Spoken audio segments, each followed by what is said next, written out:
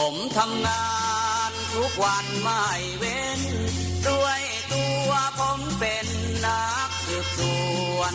ช่วงเวลาต่อจากนี้ไปเข้มข้นทุกข่าวสารกับรายการเอิ้นให้ลุกปลุกให้ตื่นมั่นใจกับลูกเขยลาหาข่าวมาฝอยสู่ฟังของเรามาเร็วกันเถิดเอวกลมข่าวใหม่ๆสดใสทุกตอนโปรดรับฟังบางอ่อนข่าวร้อนๆของผมเกิดเป็นผู้หญิงนี่แสนลำบากใจจริงๆนะเธออ้าวทำไมล่ะเธอก็อย่างที่ฉันเป็นอยู่เดี๋ยวนี้แหละปวดท้องน้อยปวดบั้นเอวทรมานจริงๆซื้อกาโน่หน่อยค่ะซื้อกาโน่นะครับซื้อกาโน่นะคะจะต้องรีบไปซื้อมาแล้วล่ะกาโน่จำชื่อกาโน่คนรุ่นใหม่ใช้กาโน่ยาน้ำว่านชักมดลูกกาโน่จัดจำหน่ายโดยบริษัทเวชภัณฑ์ยากาโน่ป๊อกซอฟตี้เครื่องหมายการค้าตรามือรับเหรียญทองยกสุดท้ายยาป๊อกกล่องสีเขียวตรามือรับเหรียญทองใช้บรรเทาการปวดเมื่อยตามกล้ามเนื้อเคล็ดขัดยอกยาป๊อกน้ำมันยาป๊อกกล่องสีเขียวตรามือรับเหรียญทองบรรเทาการปวดเมื่อยเคล็ดขัดยอกมีจำหน่ายตามร้านขายยาทั่วไปโรคฤทธิ์ดวงทวารหนักเป็นแล้วทรมานเริ่มต้นจากมีอาการคันบริเวณขอบรูทวารและมีอาการปวดท่วงทวารหนักถ้าปล่อยไว้นานอาจมีแผลเป็นรูปกลีบมะเฟืองและเป็นหนองคล้ายเดือยไก่มีเลือดไหลซึมถ้าเป็นมากจะถ่ายออกมาเป็นเลือด3 ก๊กมาแล้วยาเม็ดบรรเทาฤทธิ์ดวงทวารหนักตรา3 ก๊กยาเม็ดบรรเทาฤทธิ์ดวงทวารหนัก3 ก๊กราม500ชนิดแคปซูลจัดจำหน่ายโดยบริษัทเวชภัณฑ์ยากาโน่ฟ็อกซอฟตี้จำกัดเครื่องหมายการค้าตรามือรับเหรียญทองกล่องละ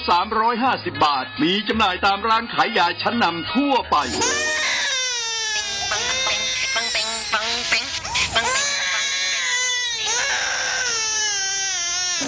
ลูกแอวลูกไห้เป็นไข้ไปหาหมอช่วยด้วยช่วยหน่อยคุณหมอไปคลินิกนายแพทย์จามิกรหรือว่าหมอดอดใจดีตั้งอยู่ตรงข้ามตลาดสดศรีเชียงใหม่ไปมาหางายตรวจรักษาโรคทั่วไปเด็กผู้ใหญ่ผู้สูงอายุความดันเบาหวานตรวจน้ำตาลในเลือดโรคทางเดินอาหารทางเดินหายใจปวดกล้ามเนื้อคอกระดูกเสื่อมมีวิตามินบำรุงผิวบำรุงร่างกายบริการส่งตรวจเอ็กซเรย์คอมพิวเตอร์ตรวจคลื่นแม่เหล็กไฟฟ้าไปคลินิกนายแพทย์จามิกรอยู่ตรงข้ามนาตลาดศรีเชียงใหม่ตรวจดีมีมาตรฐานบริการเหมือนญาติพี่น้องเปิดบริการสู้มือต้องไปหาหมอดอดใจดีสอบถามได้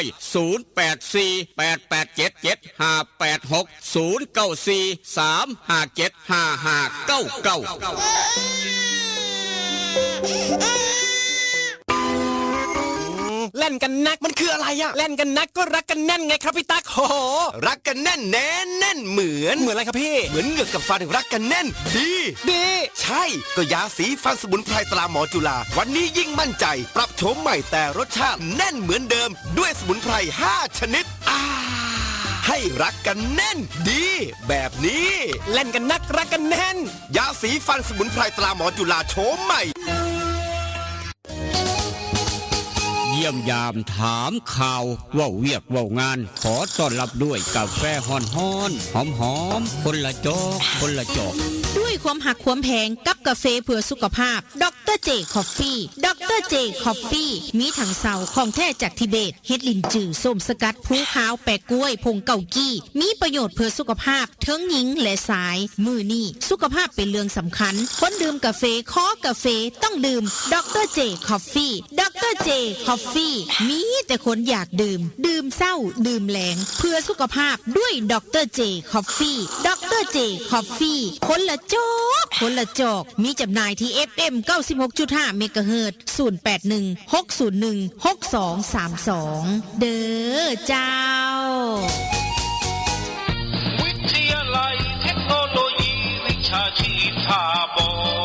วิทยาลัยเทคโนโลยีวิชาชีพท่าบ่ออำเภอท่าบ่อจังหวัดหนองคายเปิดสอนหลักสูตรในระดับปวช ปวสจำนวน 13 สาขาวิชาเลือกได้ตามความถนัดคอมพิวเตอร์ธุรกิจการบัญชีการตลาดการท่องเที่ยวการโรงแรมโลจิสติกอาหารและโภชนาการธุรกิจสถานพยาบาลสถาปัตยกรรมช่างยนต์ช่างไฟฟ้าช่างอิเล็กทรอนิกส์และสาขาขายปลีกขายส่งเรียนจบมีงานทำมีหอพักชายหญิงบริการรถรับส่งมีทุนกู้ยืมเพื่อการศึกษาคนดีและคนเก่งมีทุนให้ฝึกทักษะอาชีพทุกสาขามีรายได้ระหว่างเรียนสื่อการสอนบุคลากรพร้อมรับผู้จบม.3 ม.6 หรือเทียบเท่าและจบม.7 จากเวียงจันทร์ถ้าคิดจะเรียนสายอาชีพต้องเรียนที่วิทยาลัยเทคโนโลยีวิชาชีพท่าบ่อสนใจติดต่อสอบถามได้ที่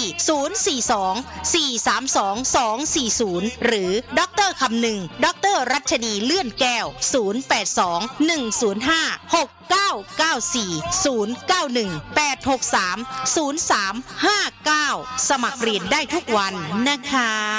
เรียนดีมีทักษะพละเก่งเคร่งวัฒนธรรม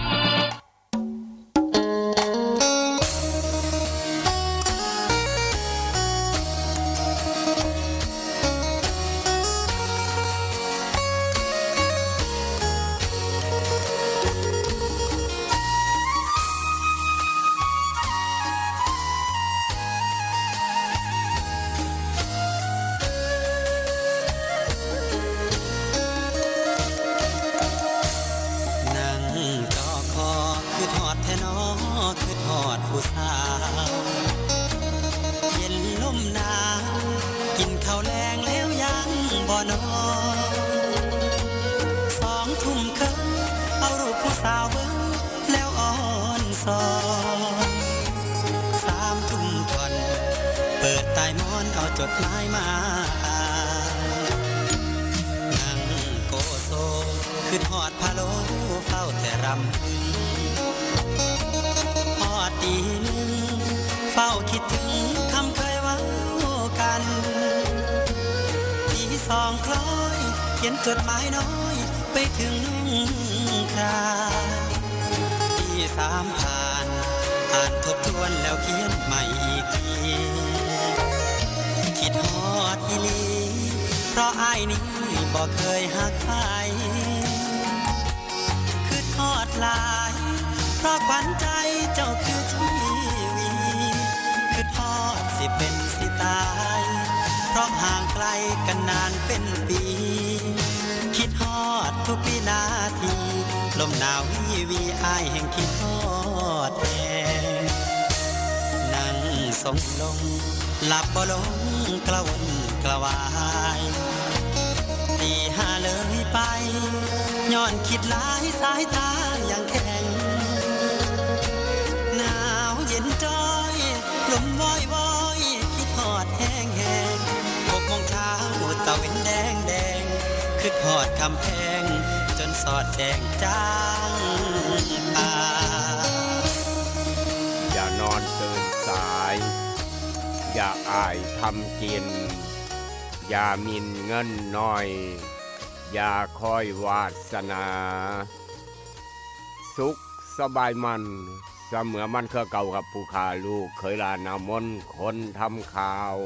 กลับมาเว้านำผู้เจ้าดังเดิม ได้เวลาซำเนลเมโตเตรียมพร้อมเรียบร้อยครับ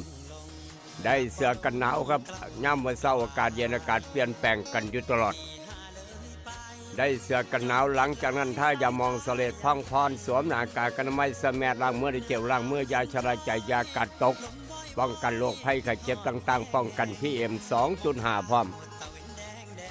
หอบเอาข้าวเข้าทางหันสนใจได้ขาทุกเทกยางปกเป๊กปกเปกขามทงกุนมาพี่น้องบ่พ่อPM 2.5 มื้อนี้ยังสบายครับอากาศเย็นยามมื้อเช้าสูดอากาศบริสุทธิ์ผุดพองแต่ว่าท่ามกลางอุณหภูมิ20 องศาครับ20 องศาเซลเซียสพี่น้องเวียงจันทร์ก็20สีช่องไม้ก็20 องศาเมื่อนี้ยามมื้อเช้าอุณหภูมิสูงแต่ว่าทางกรมอุตุบอกว่าอุณหภูมิจะลดลงครับ 1-2 องศาจะลดลง 1-2 องศาเพราะฉะนั้นความหนาวความเย็น อากาศเปลี่ยนแปลงกันอยู่ตลอดดูแลสุขภาพร่างกายเจ้าของพร้อมหลานหน่อยน้ำครับเป็นจะได้กระยากระตามลูกคลามากคือเก่าครับนำแนวดีมีประโยชน์เอาเฝ้ามานังเว้านังจาเข้าทางหอนซ้อนใจทางห้องทรง96.5 เสียงจากบ้านหม้อแดนสยามลูกคลารายงานโตอย่างเป็นทางการท่ามกลางอุณหภูมิ20 องศา 20 องศาเซนเซียสเวียงจันทร์พร้อมอีกต่างหากมาพร้อมกับกาโนปอกสบู่ซอฟตี้ยาทายพยาธิไวโซนิก3กกดาบ500แบบแคปซูลกินง่ายพี่น้องหูจักคักปัญญังกับเป่ากองเป่าเก็บไว้ซะก่อนนอกจากนั้นครับเวชภัณฑ์ยากาโนปอกซอฟที่จำกัดยังบ่พอฝากพี่น้องไว้ยาสีฟันหมอจุฬาทั้ง2สูตรดั้งเดิมสำหรับพี่น้องกำลังปวดเหงือกปวดแขวกินเขาบ่ได้น้อมบ่รับฟังเพลงมวลสูตรเอ็กต้าดูแลเหงือกรักษาไว้เหงือกกับฟันจะหักกันแบบมันแกนหักกันตลอดไปหันมาใส่ยาสีฟันหมอจุฬาสูตรเอ็กต้าและก็สูตรดั้งเดิมกาแฟดรเจยาสีฟันหมอจุฬาเจ้าของเดียวกันบริษัทเดียวกันมีจำหน่ายขายกันศูนย์ใหญ่อยู่ทางเวียงจันทร์ห้านขายยาใสสะอาดตลาดแรงหนองด้วงเป็นศูนย์ใหญ่ของยาสีฟันหมอจุฬาครับพ่อค้าแม่ขายติดต่อไปจำหน่ายขายต่อเพิ่นขายปีกขายทรงขายย่อยอยู่แล้วพี่น้องหูจักดีปัญญังตะวเวชภัณฑ์ยากาโนปอกสอบจีจำกัดทุกร้านขายยาทางเวียงจันทร์มีขายทุกร้านขายยาทางประเทศไทยสีชมไมทบสังคมพุทธตากหนองคายมีขายหาซื้อง่ายเวชภัณฑ์ยากาโนปอกสอบจีจำกัดโดยเฉพาะพี่น้องเป็นลิสิหลวงทวารบ่ว่าเอื้อยบ่ว่าอ้ายเป็นไม่เป็นเก่าเฝ้าไปหามากินครับอย่าปล่อยไว้อันตรายครับย่านเป็นโรคร้าย3กกดาบ500แบบแคปซูลกินง่ายซื้อนี่พี่น้องจำได้ดีครับ3กกดาบ500แบบแคปซูลกินง่ายทุกร้านขายยามีขายเฝ้าไปหามากินด่วนกินง่ายครับกินต่อเนื่องแล้วพี่น้องจงรู้จักว่าดีสำใดเห็นผลสำใด3กกดาบ500แบบแคปซูลกินง่ายเท่ากับคนเป็นโรคลินดวงทวารว่าแค่นี้พี่น้องรู้จักดีปัญญังละหลังจากนั้นครับสำหรับพี่น้องทางเวียงจันทร์ราคาทองลดลงราคาทองราคาคำลดลงหลายบาทครับถือใจพ่อปู่แม่ย่าเป็นยังเตรียมไปซื้อทองมัดแขนเอาลูกไผ่พอเฒ่าแม่เฒ่าเตรียมไปซื้อทองคำเส้นน้อยเส้นใหญ่แหวนวงน้อยวงใหญ่ไว้มัดแขนเอาลูกเขยเพราะว่าลูกเขยจะได้มาเฮ็ดลาบสู่พ่อเฒ่ากินเพราะว่าพ่อเฒ่าก็มักลาบลูกเขยก็เฮ็ดลาบเก่งบาดเนี่ยเป็นนายสั่งเฮ็ดลาบพร้อม บนเป็นกุกนี่พี่น้องเป็นนายสั่งเฮ็ดลาบเฮ็ดเก่งปัญญังลูกไผ่ก็ตำหมูหุงเก่งก็เตรียมปลาร้าปรุงรสแซ่บนัวคั่วอิพุงเตรียมว่าจะมาตำหมูหุงสู่แม่ย่ากินแม่ย่าก็เลยไปเตรียมทองคำไว้พอเฒ่าแม่เฒ่าเตรียมคำไว้มัดแขนลูกเขยพอปู่แม่ย่าเตรียมมัดแขนเอาลูกไผ่พี่น้องลังไหลกันไปร้านใดครับมั่นใจห้านขายคำแม่กล่องแพงคำผิวตลาดเศร้านครหลวงครับข้ามมาทางสีชมไมบ้านเฮาครับมื้อนี้คลินิกนายแพทย์จามีกรคุณหมอดอดจะดีวันอาทิตย์มื้อนี้วันหยุดเปิดทั้งภาคเช้าภาคแรงครับ8 โมงครึ่งเปิดคลินิกฮอดเที่ยงยามมื้อแรง5 โมงแรงฮอด2 ทุ่มครึ่งดังนี้แล้วก็บอกต่อกันไปนายแพทย์จามีกรคุณหมอดอดจะดีเปิดคลินิกบริการพี่น้องตามปกติออกจากคลินิกนายแพทย์จามีกรเดินทางต่อครับอยากได้เนื้อไปลาบไปก้อยเนื้อสดเฮ็ดใหม่ๆขึ้นเขียงใหม่ๆอย่าลืมอูดเนื้อสดทางโค้งบ้านพันเผาเสียอูดใจเกินล้านคุณ2พร้อมต้อนรับพี่น้องทุกหมู่บ้านทุกตำบลครับทุกหมู่บ้านทุกตำบลอูดเนื้อสดผู้ใดก็ฮู้จักเบิดแล้วก็เสียอูดเนื้อสดฝากมาครับบ่มีรถเล่เด้อพี่น้องเอ้ยบอนว่าเล่ไปจากอูดเนื้อสดบ่แม่นครับบ่แม่นของแท้นี่ของแท้ต้องอูดเนื้อสดทางโค้งบ้านมะพร้าวถ้ามีรถเล่ไปหาขายว่าอูดเนื้อสดบอกว่าอูดเนื้อสดบ่แม่นครับอูดเนื้อสดบ่มีรถเล่บ่มีทีมงานไปหาเล่ขาย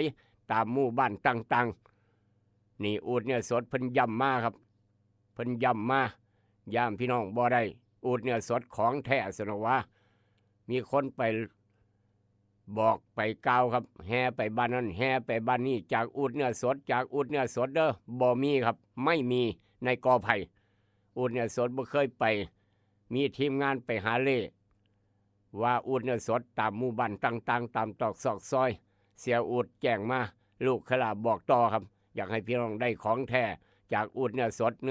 ดเฮ็ดใหม่ๆขึ้นเขียงใหม่ๆบ่ผ่านตู้แช่บ่ผ่านตู้เย็นบ่ผ่านการแช่แข็ง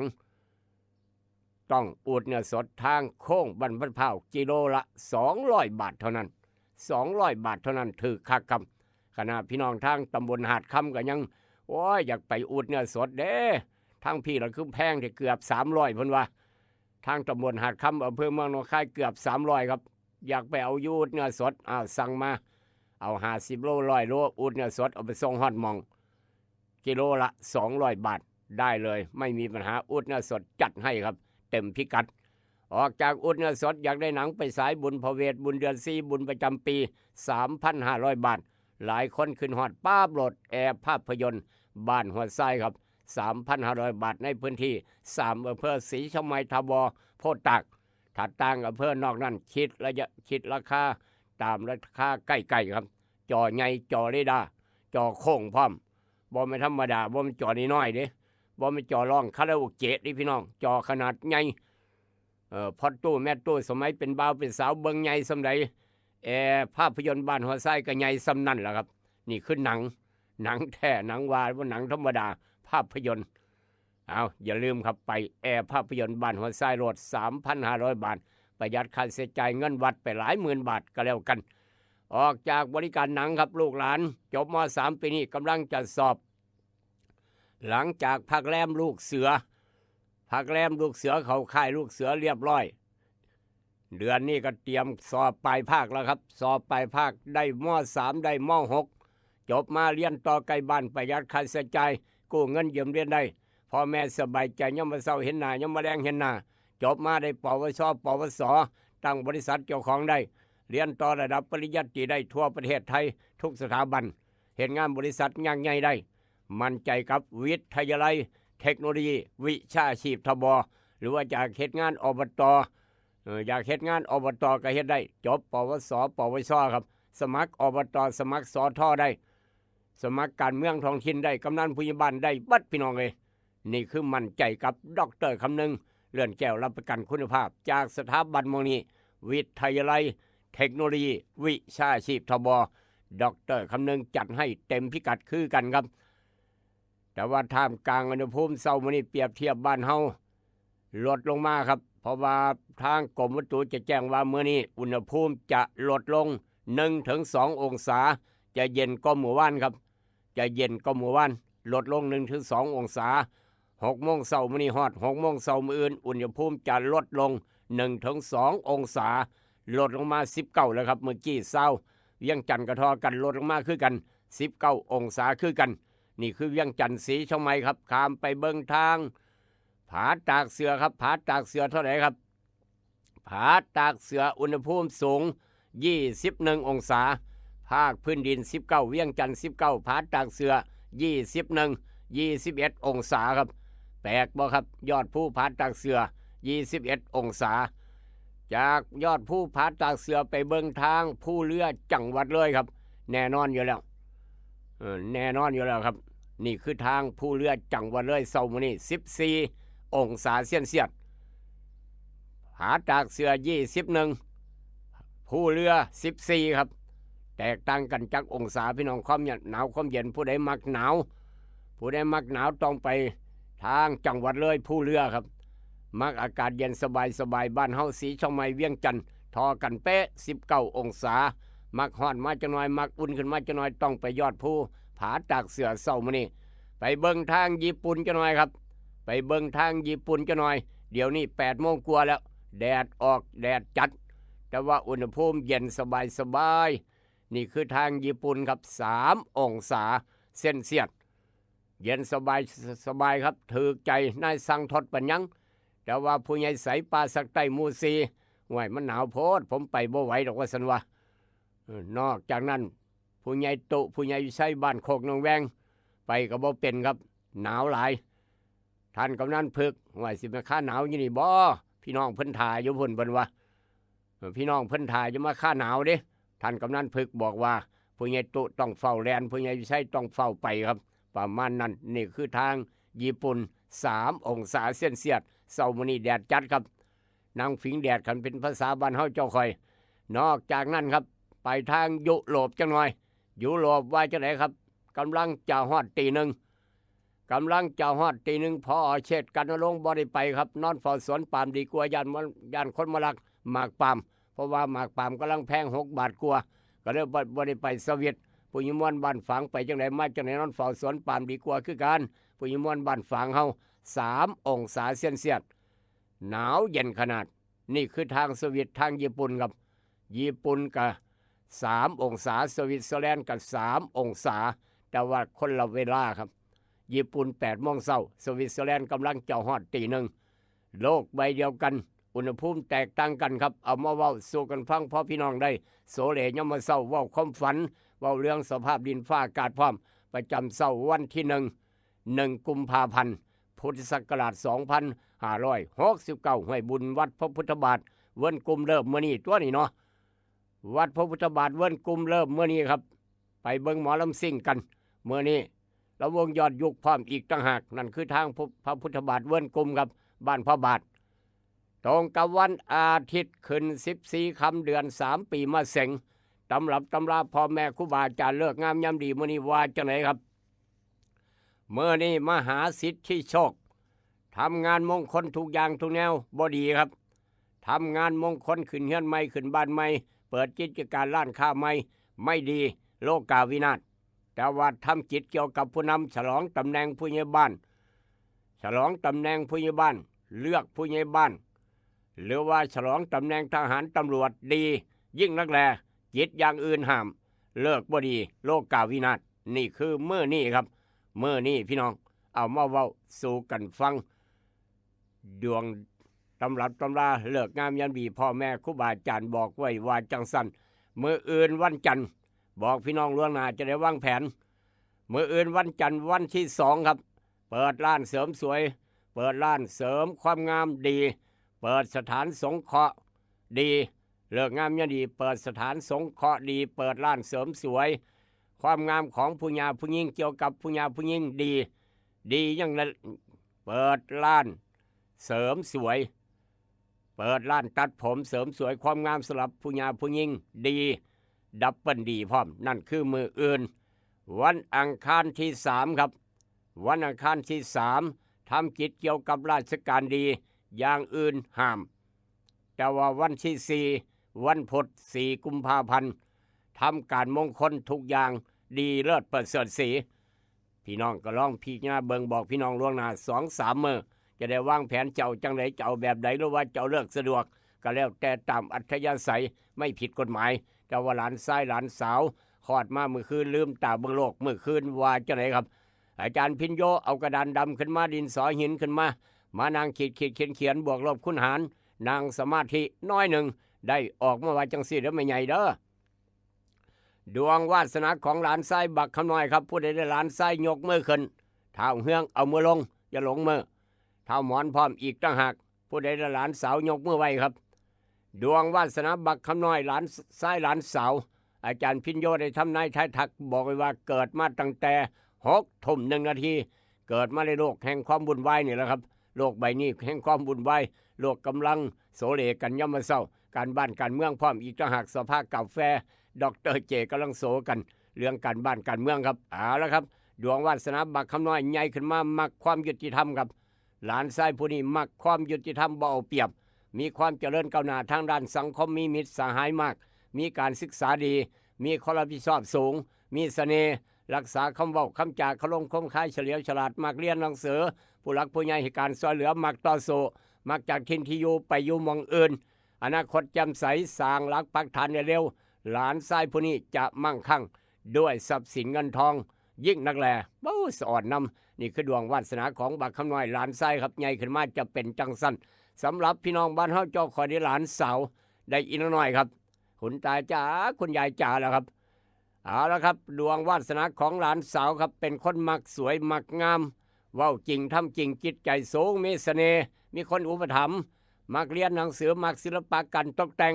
ตั้งแต่น้อยจัดต่อสู่ใหญ่มาจะดีมีเหตุมีผลละเอียดละอ่อนนุ่มนวลเป็นตาหักมีความรับผิดชอบสูงมักการสมาคมหมู่หลายเพื่อนหลายติดต่อเจรจาทางการค้าดีปัญญัง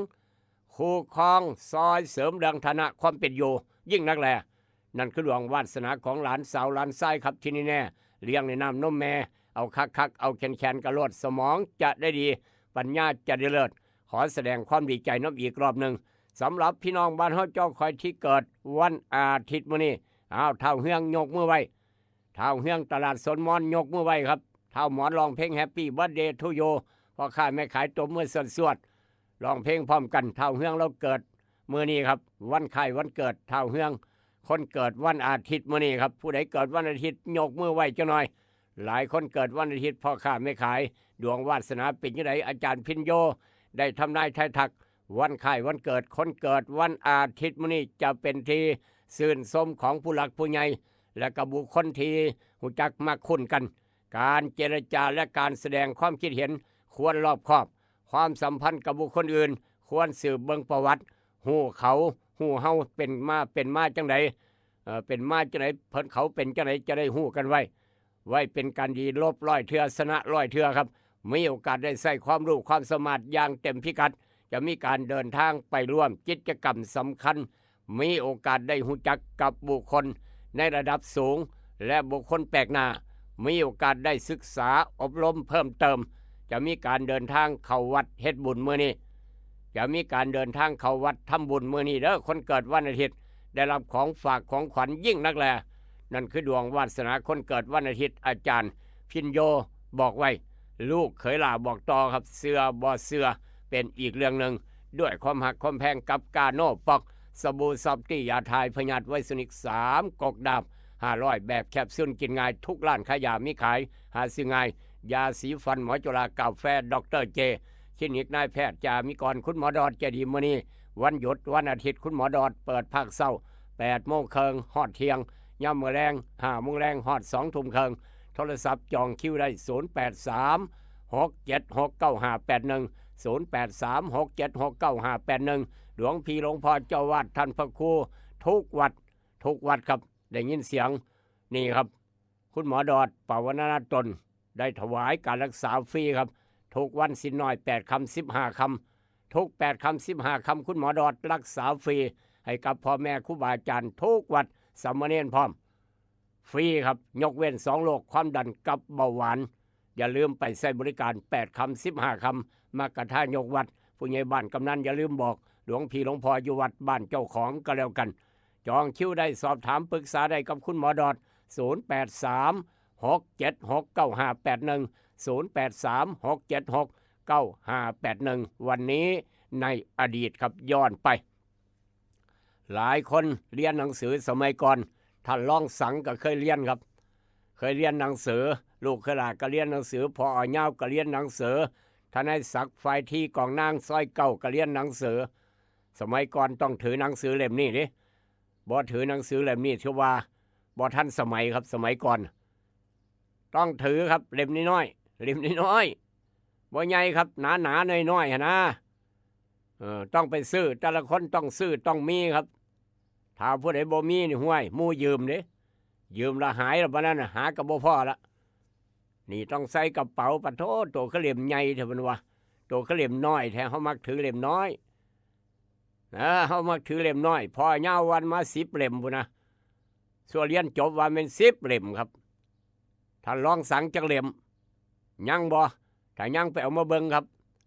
แต่ว่าลูกหลานปัจจุบันนี้ทุกมื้อนี้บ่ฮู้จักหนังสือเล่มนี้ครับฮู้จักแต่โทรศัพท์ฮู้จักตั้งแต่โทรศัพท์ลูกหลานปัจจุบันกับลูกละไทยเฮาเจ้าข่อยสมัยก่อนไอ้เพ่งน้องแต่งฮู้จักบ่ถ้าผู้ใดเรียนภาษาอังกฤษจะฮู้จักครับพ่อยาวก็ฮู้จักหลายคนฮู้จักผู้ใหญ่ใสก็ฮู้จักนี่ผู้ใหญ่ตุก็ฮู้จักผู้ใหญ่ใสบ่ฮู้จักผู้เดียวครับเราบ่ฮู้จักนำหมู่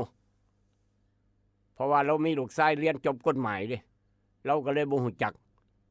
ผู้ใหญ่ใสบ้านโคกนาแวงครับท่านกำนันพึกฮู้จักผู้ใหญ่ใสบ้านโคกนาแวงบ่ฮู้จักนำหมู่แม่นหยังล่ะลูกเคยล่ะเหตุการณ์นี้ครับเริ่มวางจำหน่ายขายกันแค่เฮาเจ้าข่อยได้ใช้ได้เรียนบ่มีบ่ได้ต้องมีจำเป็นหลายครับบ่มีโทรศัพท์คือสมัยซุมื้อนี้เมื่อวันที่1 กุมภาพันธ์ 2426 2426ไทยเฮาเจ้าข่อยยังบ่เกิดจักคนผู้ยิมวนบ้านฝางเกิดผู้เดียวแต่เราก็บ่ฮู้จักตรงกับคริสต์ศักราช1884ครับ2426 1กุมภาพันธ์โอ้ตาเล่บ้านกอเราฮู้จักได้นี่เราอาจจะฮู้จักก็ได้แม่หยังครับนั่นคือเว้าปุ๊บฮู้จักปั๊บพจนานุกรมครับพจนานุกรมภาษาอังกฤษเอิ้นว่าฉบับออกฟอร์ดพจนานุกรมภาษาอังกฤษฉบับออกฟอร์ดครับฉบับแรกวางจำหน่ายในปีนั้นสมัยนั้น2426 1กุมภาพันธ์ผู้ใดรู้จักพจนานุกรมภาษาอังกฤษฉบับออกฟอร์ดนะครับพอยาวเรายังบ่น้อหลักฐานสิ่งสำคัญยังบ่มุนเอเล่บ่หรือว่าหนูกัดเบิดแล้วเอามาให้หมู่เบิ่งแหน่พจนานุกรมภาษาอังกฤษฉบับออกฟอร์ดครับนี่สมัยก่อนต้องมีเด้สมัยซุมื้อลูกหลานปัจจุบันบ่ฮู้จักแม่นหยังละออกฟอร์ดเพิ่นว่าแม่นหยังละออกฟอร์ดสทสังต้องอธิบายจักหน่อยเอามาเว้าสู่กันฟังวันนั้นในอดีตเดี๋ยวนี้บ่หาบ่ใครมีแต่ว่าก็มีครับแต่ว่าหาบ่ใครเห็นแล้วคอมพิวเตอร์โทรศัพท์มาแทนทีพจนานุกรมภาษาอังกฤษฉบับออกฟอร์ดผู้ใดยังเอามาเว้าสู่ลูกสู่หลานฟังหน่อยเด้อศิษย์วิทยาลัยครูอุดรธานีดร.สุนทรนำนินบ้านหัวไส้ยังบ่พจนานุกรมภาษาอังกฤษฉบับออกฟอร์ดนี่เราก็ฮู้จักดีปันยังละคันได้ถือหนังสือเล่มนี้ย่างเข้าห้องนี่โอ้ย่างเข้าห้องสมุดหรือว่าโก้หลายครับโก้ขนาดแม่นบ่ต้องถามดร.สุนทรนำนินครับเอาละครับขออนุญาตเดินทางต่อมีข่าวด่วนกันเข้ามากับรายการเอิ้นให้ลูกปลุกเดินข่าวด่วนกันเข้ามาครับ10 โมงเช้าฮอด5 โมงแรงพี่น้องทางบ้านไทยสามัคคีครับฝากไปหาพี่น้องบ้านไทยสามัคคีฝากไปหาพี่น้องบ้านป่าสักใต้ฝากไปหาพี่น้องบ้านป่าสักใต้หมู่4หมู่9บ้านไทยสามัคคีพร้อมแล้วว่าพี่น้องจะผ่านถนนเส้นนี้ครับนี่ถือว่าเป็นข่าวด่วนแจ้งมาเมื่อกี้นะครับแจ้งมาเมื่อกี้บอกว่าถนนสายบ้านไทยสามัคคีเดินทางไปบ้านป่าสักใต้พี่น้องป่าสักใต้เดินทางมาบ้านไทยสามัคคีพี่น้องจะใช้ถนนเส้นนี้ถ้าไปเดี๋ยวนี้ยังไปได้สะดวกแต่ว่าตั้งแต่10 โมงเช้าเป็นต้นไป10 โมงเช้าเป็นต้นไปฮอด5 โมงแรงครับอย่าไปพี่น้องให้เลี่ยงไปทางอื่นเป็นหยังเพราะว่ารถเคนขนาดยักษ์รถเคนขนาดยักษ์เพิ่นจะไปอยู่หันถนนมันแคบเพียง4 เมตรถนนเส้นนี้แคบครับ4 เมตรเท่านั้นหลีกกันบ่ได้รถเคนขนาดยักษ์จะไปจอดเทเลอร์อยู่หันเพื่อจะยกบล็อกคอนเวิร์ตสร้างสะพานครับแถวนั้นเพิ่นกำลังสร้างสะพานผู้รับเหมากำลังก่อสร้างสะพานบัดนี้รถเคนขนาดยักษ์จะไปยกบล็อกคอนเวิร์ตเพื่อจะสร้างสะพานครับแล้วภายในมื้อนี้มื้อเดียวขอโอกาสขอเวลาพี่น้องจะไปยากลำบากถ้าในขณะรถเคนกำลังยกจะไปบ่ได้เพราะว่าถนนแคบรถเคนก็เต็มอึ้งตึงแล้วให้หลีกเลี่ยงไปทางอื่นมื้อนี้ครับถ้าจะใช้ถนนเส้นนี้ไทยสามัคคีป่าสักใต้ให้เลี่ยงไปทางอื่นอย่าเฝ้าไปทางนี้แต่ว่าเดี๋ยวนี้ไปได้บ่ได้ครับเพราะว่าเพิ่นจะเริ่มเฮ็ดงานตั้งแต่10 โมงเช้าฮอด5 โมงแรงเพิ่นจะรถเคนมายกบล็อกคอนเวิร์ตสร้างสะพาน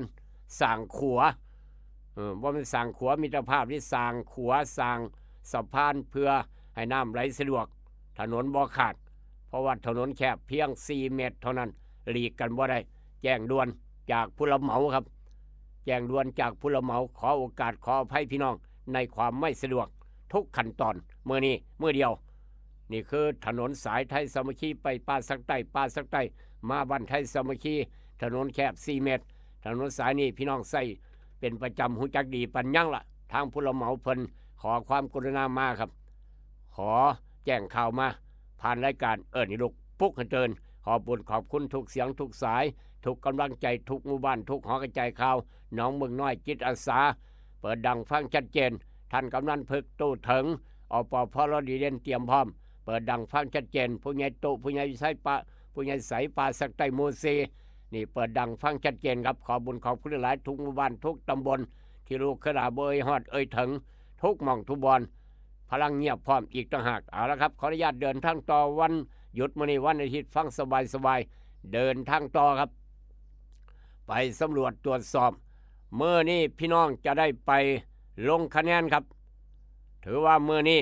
ห้ามจำหน่ายเหล้าขายยุกขายยานี่ครับเมื่อเนี่ยเพิ่นเริ่มงดขายเหล้ามาตั้งแต่เมื่อวาน18 นาฬิกาจนฮอด18 นาฬิกาเมื่อนี้ครับงดขายเหล้าเพราะว่าเพิ่นจะไปลงคะแนนนี่ไปลงคะแนนครับเมื่อนี้จะไปลงคะแนนพี่น้องเพราะว่าว่าเลือกตั้งล่วงหน้ามื้อนี้เบิดมื้อร้านเหล้าห้ามขายเหล้าขายยาห้ามเมาเหล้าครับมื้อเนี้ยเพิ่นจะไปลงคะแนนล่วงหน้ามื้อนี้เบิดมื้อตั้งแต่8 โมงเช้าฮอด5 โมงแลงพุ่นล่ะครับที่หน่วยเลือกตั้งล่วงหน้าหลายคนจะได้ไปเที่ยวต่างอำเภอต่างจังหวัดต่างประเทศติดเวียกติดการติดงานครับก็เลยไปเลือกตั้งล่วงหน้ามื้อนี้เลือกตั้งล่วงหน้าเบิดมื้อร้านเหล้าห้ามขายเหล้าขายยาจนฮอด18 นาฬิกาตั้งแต่18 นาฬิกามื้อวานนี้จนฮอด18 นาฬิกามื้อนี้ครับแจ้งให้ทราบน้ำกันอย่าหลงขายอย่าหลงเมาก็แล้วกัน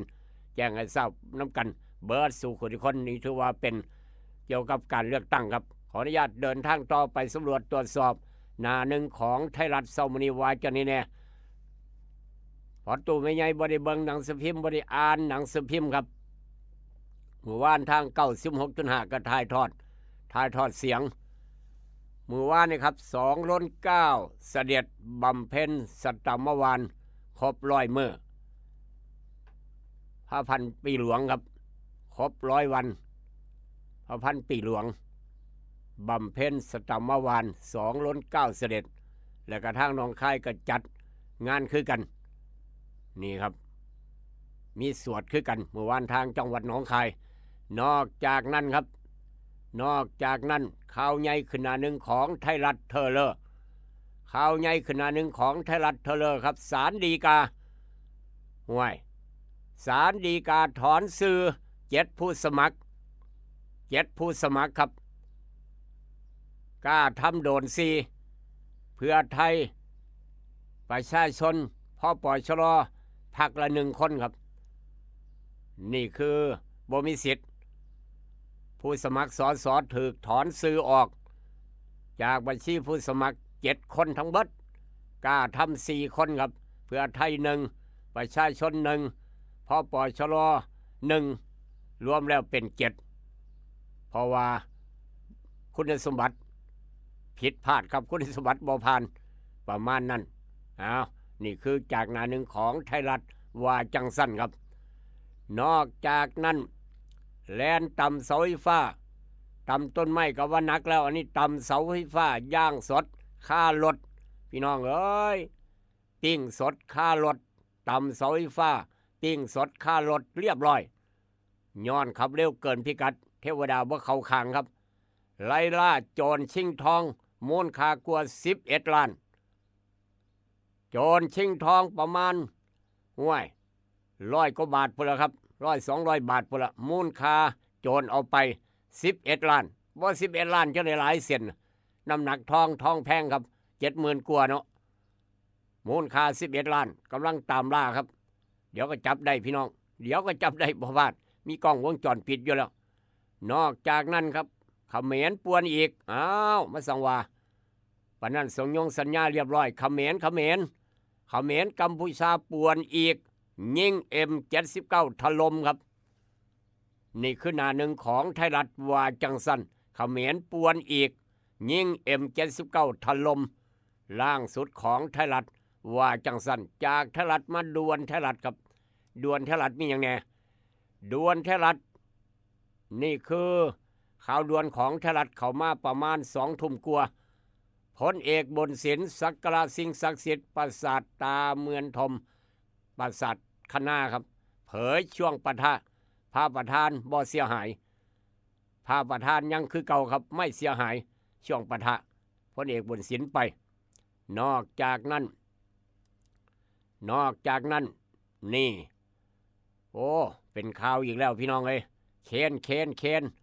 รถเคนยกตู้คอนเทนเนอร์เคนขนาดใหญ่ครับยกได้หลายตัน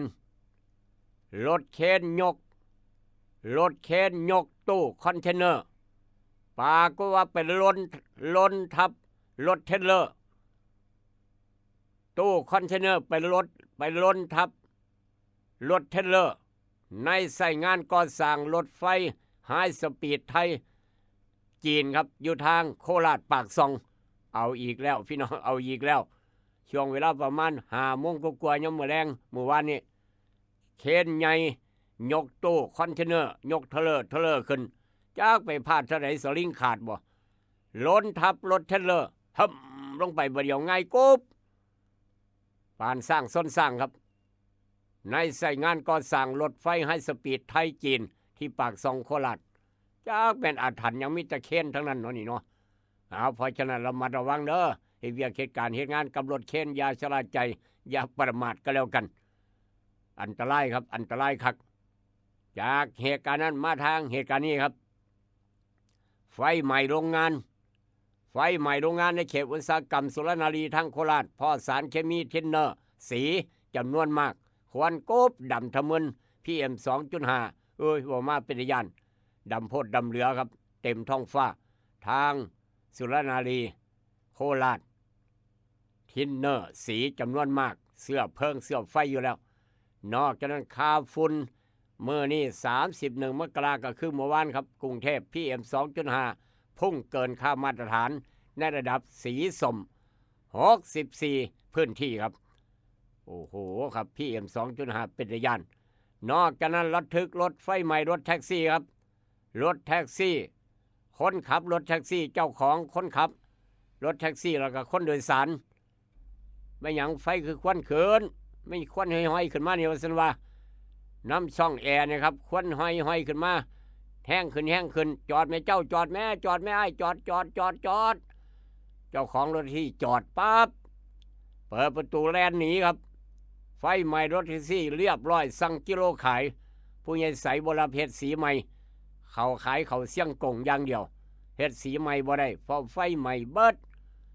ในขณะที่กำลังจะ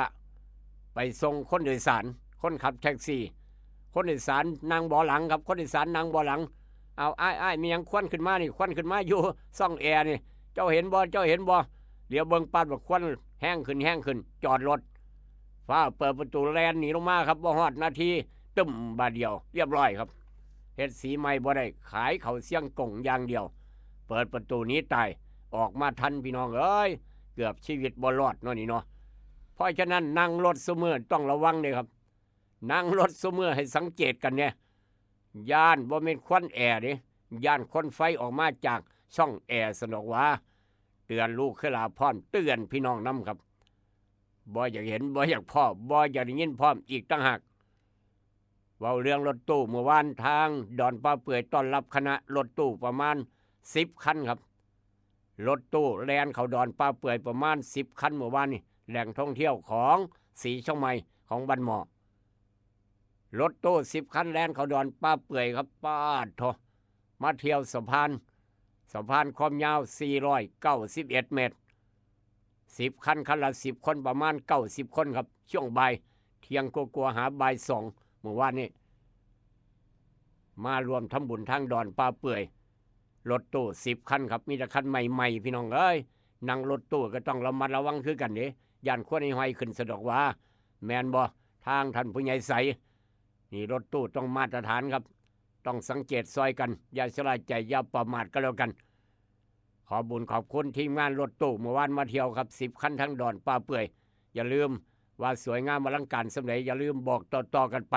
แหล่งท่องเที่ยวของจังหวัดหนองคายปักหมุดมาหนองคายมาสีช่องใหม่มาเที่ยวถึงหนองคายถ้ายังไม่เห็นดอนป้าเปื่อยแสดงว่ายังไม่ถึงหนองคายต้องปักหมุดดอนป้าเปื่อยเราจะแล่นจันขึ้นมาโลดใช้เวลาแล่นเท่าไหร่จากหนองคายมาดอนป้าเปื่อยจากกิโลบอกเบิด Google Map ชัดเจนแน่นอนปักหมุดปั๊บ Google Map บอกชัดเจนครับเอามาเว้าสู่ฟังไปถือพร้อมอีกต่างหากข ขอบุญขอบคุณอีกทีนึงกับกาโนปอกสบู่ซอฟตี้ยาทายพยาธิไวสุนิก3 กกขออนุญาตเดินทางต่อจากไทยรัฐไฟใหม่รถแท็กซี่จากไทยรัฐไฟใหม่รถแท็กซี่มาทางหน้าหนึ่งของเดลินิวเซามื้อนี้ว่าจังได๋แน่ครับหน้าหนึ่งของเดลินิวเซามื้อนี้บอกว่าจังได๋ไปฟังพร้อมกันหน้าหนึ่งเดลินิวครับบอกว่ากกต.ย่อมาจากหยังบ่ฮู้จักต้องถามผู้ใหญ่ใสเราฮู้จักกกต.แส6 VIP ธนาคารเบิก250ล้านโค้งสุดท้าย42จังหวัดหาเสียงเดือดสุชาติลั่นจังสั้นจังซี่ว่าไปพักนั่นสิได้เท่านั้นพักนั่นกวดเบิดจังหวัดก็ว่าไปเป็นข่าวครับเป็นข่าวเอามาเว้าสู่กันฟังเมื่อวานครับสตามวาน100 มื้อพระพันปีเสด็จบำเพ็ญพระราชกุศลนายกผู้ว่าทำบุญพลังแห่งความภักดีนอกจากนั้นราชดาฟาดไอ้ผู้ใดบิดเบือนดันตั้งดาวบอดสปสแถมให้มีสิทธิ์เลือกตั้งราคาทองทุบสถิติ43 ปีครับผันผวนล่วง 6,100 บาทส่งผลทองแท่งขายออกเหลืออยู่ 74,000 นี่คือหน้าหนึ่งของเดลินิวครับว่าจังสั้นนอกจากนั้นฉุนโดนด่าจัดซีเกมได้ย่ำแย่ฉุนโมโหหลายครับโดนด่าจัดกีฬาซีเกมได้ย่ำแย่นี่คือข่าวครับว่าจังสั้นนอกจากนั้นยังอีกหลายกรอบหลายข่าวครับอีกหลายกรอบหลายข่าวโค้งสุดท้าย42จังหวัดเดือดหาเสียงแข่งกันแต่ละพรรคทองล่วง 6,100 บาททุบสถิติ43 ปีพันผวนถึง75 เทื่อเฮ็ดให้ทองแท่งขายออกเหลืออยู่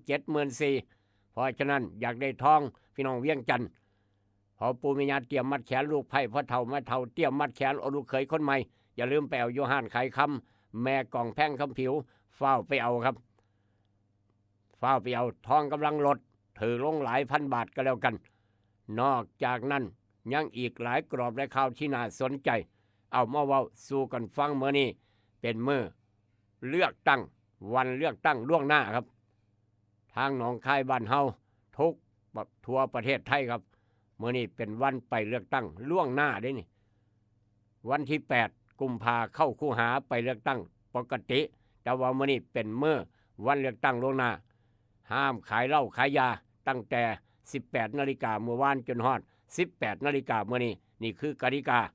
การบ้านการเมืองพี่น้องต้องระมัดระวังต้องร่วมด้วยช่วยกันครับดูแลสอดส่องทุกอย่างทุกแนวเอามาเว้าสู่กันฟังอันใดดีมีประโยชน์นำไปคิดนำไปใช้อันใดบ่ดีเอาไปทิมลงแม่น้ำโขงพี่น้องมีเรื่องอยากเว้าอยากว่าหลังไมค์ก็ได้เบอร์เก่าเบอร์เดิม0816016232ฟังรายการเอิ้นให้ลูกปลุกให้ตื่นฟังได้โดยไม่มีขีดจำกัดฟังก็ได้ไม่มีคำว่าเกษียณอายุในการฟังกับรายการเอิ้นให้ลูกปลุกให้ตื่นเดี๋ยวกลับมาพอกันกับอาหารสมองยามมื้อเช้ายกต่อไปยกที่2กับกาโน่ครับ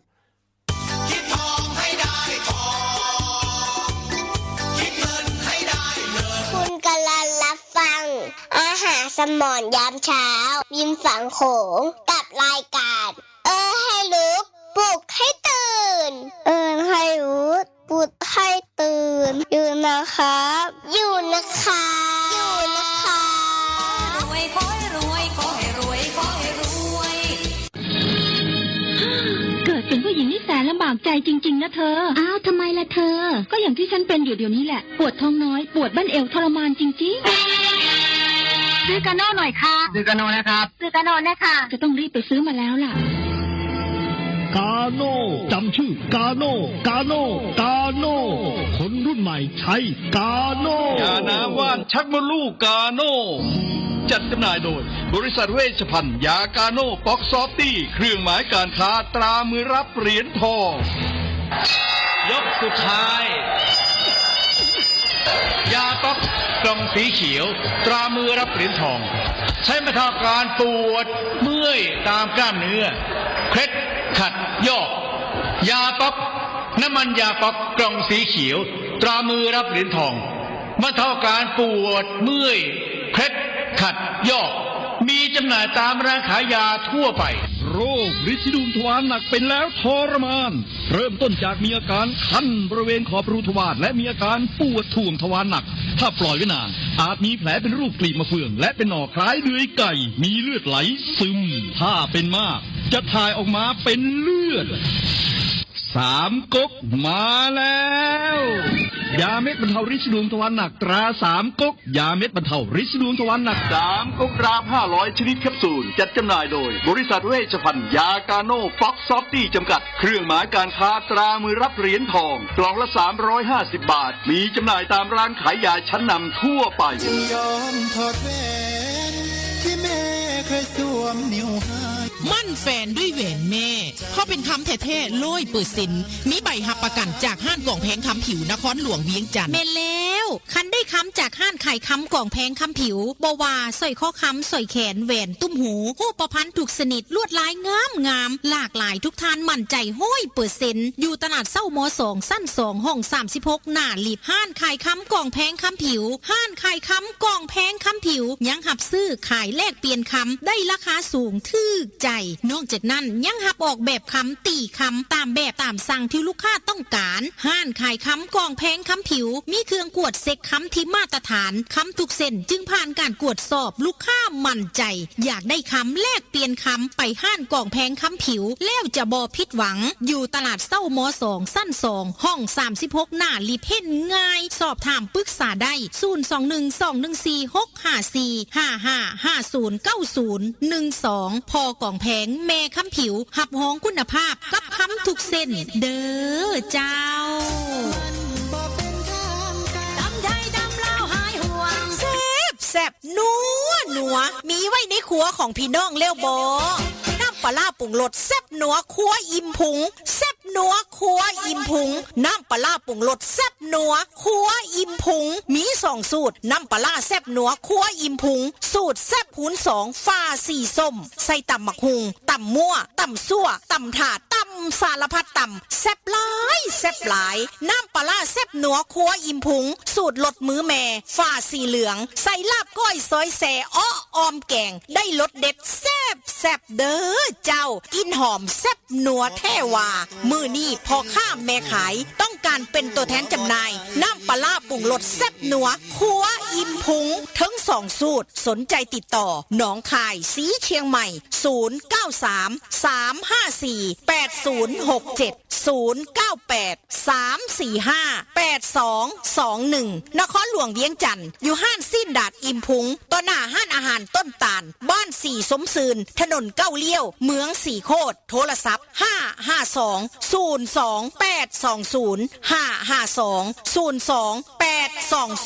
แล้วจะได้น้ำปลาแซ่บนัวครัวอิ่มพุงน้ำปลาแซ่บนัวครัวอิ่มพุงทั้ง2สูตรนัวโหน่งถึกใจนัวได้แซ่บได้ถึกใจแท้ๆเด้อเจ้าสาวหอดเมืองนอกเมืองนาฝรั่งมักค่ะเขาย่องอร่อยดี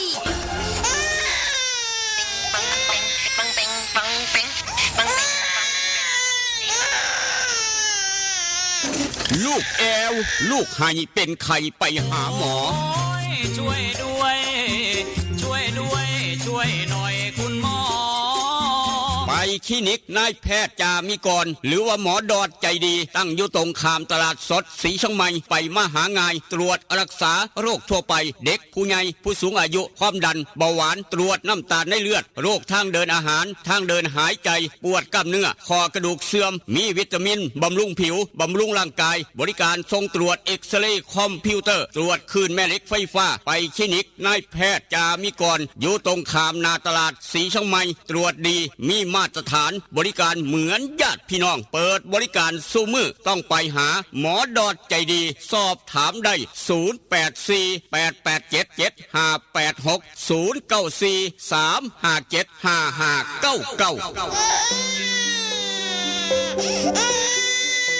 นั่นล่ะครับลูกหลานไข่ไฮแอลเป็นวัดเป็นไอเป็นไข่เป็นหนาวมื้อนี้นายแพทย์จามิกรคุณหมอดอดใจดีเปิดคลินิกบริการพี่น้องตามปกติภาคเช้า 8:30 นฮอดเที่ยงยามมื้อแลง 5:00 นฮอด 2:30 นเบอร์จองคิวพี่น้องหูจักดี083-676-9581จองคิวตั้งแต่อยู่บ้าน 0836769581บริการพี่น้องอย่างเต็มที่ครับเศร้าเปิดแรงเปิดหลวงพี่หลวงพ่อไปใช้บริการก็ได้ทุก8คำ15คำ8คำ15คำสินน้อยสินใหญ่ครับรักษาฟรีคุณหมอดอดได้ปฏิญาณตนได้ถวายการรักษาฟรีให้กับหลวงพี่หลวงพ่อท่านพระครูทุกวัดด้วยความเคารพยกเว้น2โรคความดันกับเบาหวานครับได้ยินเราก็บอกต่อกันไปเบอร์โทรศัพท์เท่าแก่ใหญ่นี่นายห้อยขายซีนนายห้อยขายเนื้อเฮานายห้อยอูดนายห้อยอูดเนื้อสดทางโค้งบ้านพัดเผา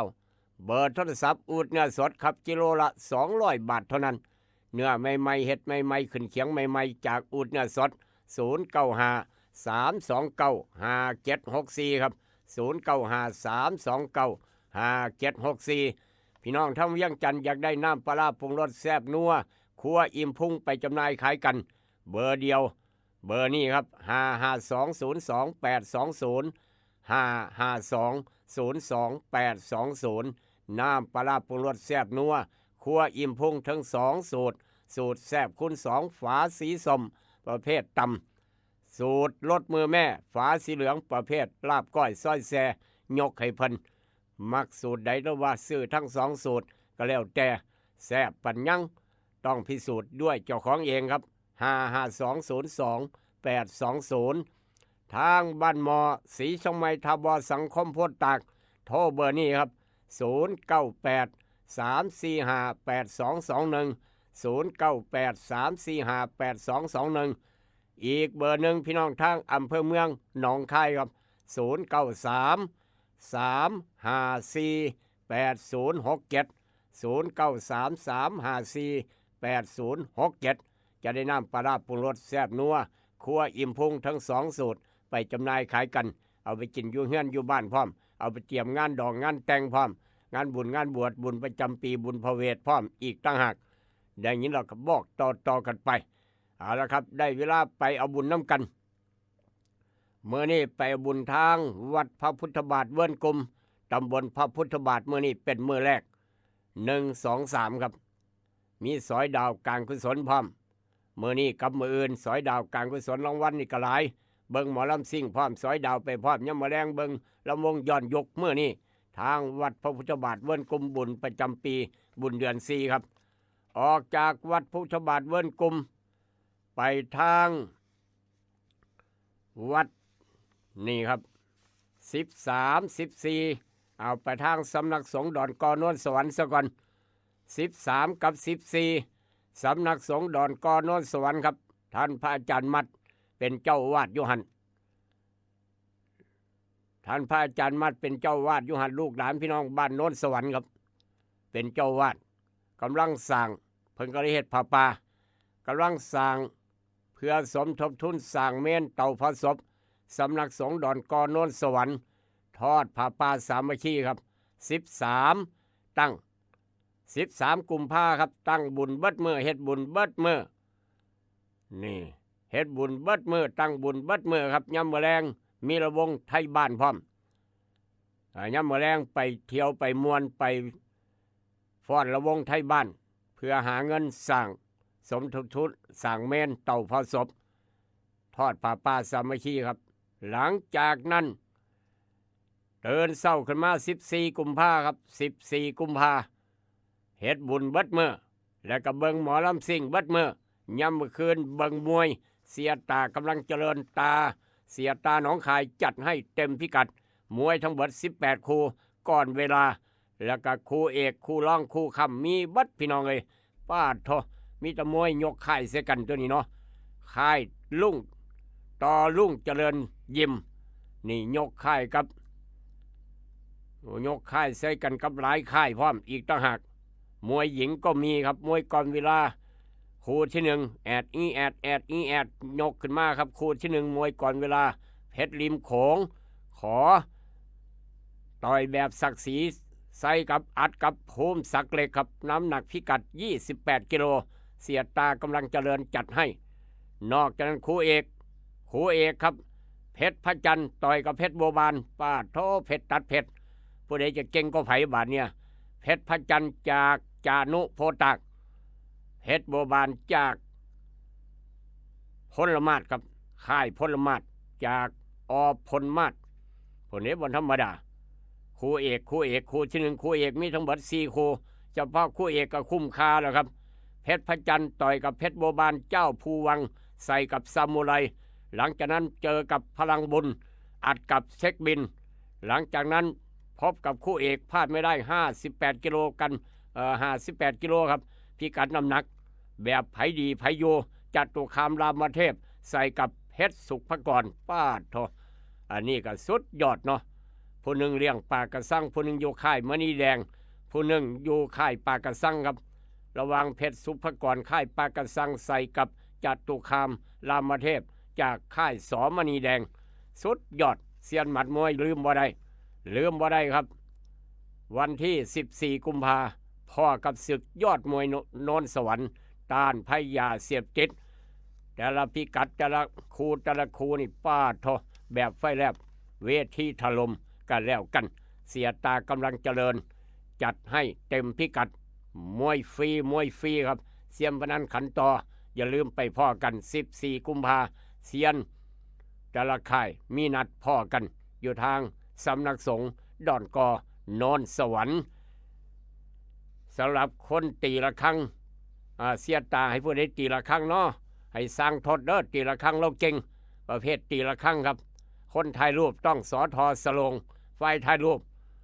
เก็บหลักฐานสทสลงไฟถ่ายรูปคนตีละครั้งคือนายสังทดเสียตาผูกเนกไทนางไข่ไม้เป็นประธานใหญ่ก็แล้วกันนั่นคือมวยดีมวยเด่นของภูธรบ้านเฮาครับ14กุมภาพ่อกันอยู่ทางสำนักสงฆ์ดอนกอโนนสวรรค์และกระทางตาเล่ก็ต้องใส่สูตรผูกเนกไทคือกันตาเล่ใส่สูตรผูกเนกไทเป็นคนจับเวลาครับเป็นคนจับเวลา3นาทีแม่งโหลด3นาทีจับเวลาอย่าให้เกินก็แล้วกันตาเล่เป็นคนจับเวลาเด้อตาเล่เฮาต้องใส่เว้นตาเจ้าน้อยยันเหลียวไปเห็นเข็มนาฬิกาสะดวกว่าเอาละครับขออนุญาตเดินทางต่อถ้าพี่น้องมีข่าวด่วนแจ้งกันเข้ามาบอกกันเข้ามาไปทางวัดเทพทันทองบุญใหญ่ครับวัดพ่อแม่ครูบาอาจารย์วัดท่านพระอาจารย์มนตรี12กุมภาถึง15กุมภางานผูกพัทสีมาปิดทองตัดหวายลูกนิมิตอุโบสถวัดเทพทันทองทางพาตั้งบ้านพาตั้งอำเภอสังคมครับเยื้องตรงข้ามกันครับหมวดการทางสังคมก็ว่าได้12กุมภามือแรกหลังจากทำบุญย่ำมาเศร้าลงทานเพียบอยู่แล้วพี่น้องไปตั้งลงทานอยากตั้งลงทานติดต่อด่วนครับย่ำเมื่อเศร้าตักบาตรเรียบร้อยลงทะเบียนช่วงบ่ายบวชชีพราหมณ์ครับ12กุมภาย่ำเมื่อเศร้าลงทะเบียนบวชชีพราหมณ์ช่วงบ่ายทำไปที่บวชชีพราหมณ์ครับ13กุมภานี่ก็เฮ็ดบุญเบิดมื้ออยู่แล้ว14กุมภาก็เฮ็ดบุญเบิดมื้อ15กุมภามื้อนั่นแหละครับเฮ็ดบุญภาคเช้าภาคบ่ายตัดหวายลูกนิมิตถือว่าเป็นเสร็จพิธีงานปีนี้ต้นปีไปงานบุญขอดสิมคันภาษาบ้านเฮาเจ้าค่อยเอิ้นว่าไปบุญขอดสิมครับวัดเทพทานทองวัดท่านพระอาจารย์มนตรีอยากตั้งโรงทานติดต่อด่วนจะได้บุญได้กุศลมหากุศลกองใหญ่ถือว่าต้นปี2569ไปบุญขอดสิมน้ำกัน12กุมภาถึง15กุมภาพอตู้แม่ตู้ให้ลูกให้หลานพาไปครับบ่ไก่ครับบ้านพัดตั้งวัดเทพทันทองพี่น้องหูจักกันดีปัญญังละพี่น้องทั้งเวียงจันทร์พร้อมอีกต่างหากพ่อแม่ครูบาอาจารย์ท่านพระอาจารย์มนตรีที่พี่น้องเฮาเคารพสักการะเคารพนับถือครับนี่จะได้ไปทำบุญไปตั้งโรงทานไปบุญน้ำกันไป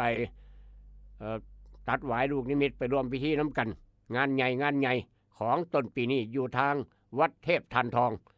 ขออนุญาตเดินทางต่อไปทางจังหวัดหนองคายเมืองน่าอยู่เมืองแห่งการท่องเที่ยวจังหวัดหนองคายเมื่อวานจัดงานครับสายข่าวกระจับเหล็กรายงานกันเข้ามาจัดพิธีบำเพ็ญกุศลสัตะเมื่อวาน100 มื้อเพื่อเอาทิศถวายพระราชกุศลแด่พระพันปีหลวงครับพระบรมราชชนนีพันปีหลวงทางหนองคายเขาก็จัดเมื่อวานนี้ครับนี่คือทางหนองคายนอกจากนั้นอีกกิจกรรมหนึ่งอยู่ทางเทศบาลเมืองหนองคายสายข่าวทางตำบลหาดคำรายงานกันเข้ามาเมื่อวานบวชชีพราหมณ์ครับ เมื่อวานนี่บวชชีพราหมณ์พี่น้องแล้วก็มีบุญพร้อมไปจนฮอดวันที่2 กุมภาเด้อฮอด2 กุมภาหมอลำคณะใหญ่ให้พี่น้องได้เบิ่งพร้อมเมื่อวานพี่น้องมารวมเปิดงานประมาณ800 กว่าคนพอดีบ่ไม่ธรรมดารวมกันรำถวายองค์พระธาตุกลางน้ำเมื่อวานนี้อยู่ทางเขตเทศบาลเมืองหนองคายครับวัดพระธาตุกลางน้ำวัดพระธาตุกลางน้ำครับหรือว่าแถวชุมชนวัดธาตุทางหนองคายพี่น้องหูจักดีไปยังละบุญเพิ่นฮอดมืออื่นครับบุญเพิ่นนี่ฮอดมืออื่น2 กุมภาพันธ์อย่างนี้เราก็บอกต่อกันไปนี่คือบุญกุศลแต่ละมองแต่ละบอนลูกขลาเอามาเว้าสู่กันฟังครับแต่ว่ามื้อนี้เป็นมื้อวันเลือกตั้งล่วงหน้าตั้งแต่8 โมงเช้าฮอด5 โมงแรงด้วยความปรารถนาดีจากกกต.จังหวัดหนองคายครับพี่น้องเข้าคูหาวันที่8 กุมภาได้บัตร3 ใบครับได้บัตร3 ใบบัตรเลือกตั้งสสบัตรเลือกตั้งปาร์ตี้ลิสต์หรือว่าบัตรเลือกตั้งบัญชีรายชื่อพี่น้องรู้จักอีกบัตรหนึ่งก็คือการออกเสียงประชามตินี่สำคัญครับสำคัญดิพี่น้องความสำคัญของการออกเสียงประชามติประเทศไทยของเฮาครับประเทศไทยบ้านเฮามีการปกครองระบอบประชาธิปไตยอันมีพระมหากษัตริย์ทรงเป็นประมุขอำนาจอธิปไตยหรืออำนาจสูงสุดในการปกครองประเทศเป็นของพี่น้องของประชาชนโดยประชาชนและก็เพื่อประชาชนเฮาสามารถใช้อำนาจอธิปไตยได้โดยทางทั้งตรงตามสิทธิเสรีภาพที่บัญญัติไว้ในรัฐธรรมนูญและก็โดยทางอ้อมผ่านทางตัวแทนทุกระดับและโดยทางอ้อมผ่านทางตัวแทนทุกระดับทั้งระดับชาติและระดับท้องถิ่นผ่านหยังครับผ่านอบต.เลือกสอบต.จังซี่นะเลือกสอบต.เลือกสท.นี่ระดับชาติก็คือเลือกสส.นี่แหละครับระดับชาติทั้งระดับชาติและระดับท้องถิ่นการออกเสียงประชามติคืออีหยังหลายคนอาจจะสงสัยครับเพราะว่าเขาคู่หาเที่ยวนี้8 กุมภาได้บัตร3 ใบการออกเสียงประชามติก็คือหมายถึงกระบวนการในการแสดงความคิดเห็นของพี่น้องโดยการออกเสียงลงคะแนนครับเพื่อตัดสินว่าใจความเห็นชอบหรือบ่เห็นชอบหรือบ่แสดงความเห็นในเรื่องที่มีความสำคัญและมีผลกระทบต่อประโยชน์ได้เสียของประเทศชาติหรือกระทบต่อสิทธิและเสรีภาพของพี่น้องก่อนที่จะนำมติหรือผลการตัดสินใจออกเป็นกฎหมายหรือนำไปปฏิบัติการออกเสียงประชามติก็เลยมีความสำคัญต่อการปกครองระบอบประชาธิปไตยครับเพราะเป็นการให้โอกาสพี่น้องผู้เป็นเจ้าของอำนาจอธิปไตยสามารถใช้อำนาจตัดสินใจชี้ขาดในเรื่องที่มีความสำคัญต่อบ้านต่อเมืองได้ด้วยเจ้าของเองสำหรับการออกเสียงประชามติแก้ไขร่างรัฐธรรมนูญปีพุทธศักราช 2560 ในเทื่อนี้นับเป็นการออกเสียงประชามติในครั้งที่ 3ซึ่งพระราชบัญญัติว่าด้วยการออกเสียงประชามติปีพุทธศักราช 2564 และที่แก้ไขเพิ่มเติมได้กำหนดให้คณะกรรมการการเลือกตั้งเป็นผู้รับผิดชอบในการจัดให้มีการออกเสียงประชามติเพื่อให้พี่น้องออกเสียงว่าท่านเห็นชอบว่าสมควรมีรัฐธรรมนูญฉบับใหม่หรือไม่การ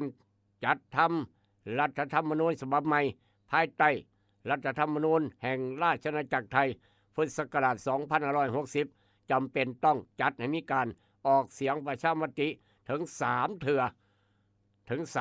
ครับถึง3 ครั้งบ่ไม่ธรรมดาเลย3 เทื่อครับถึง3 ครั้งปาดโถนี่หลายครับนี่คือการออกเสียงประชามติเพื่อแก้ไขรัฐธรรมนูญครับ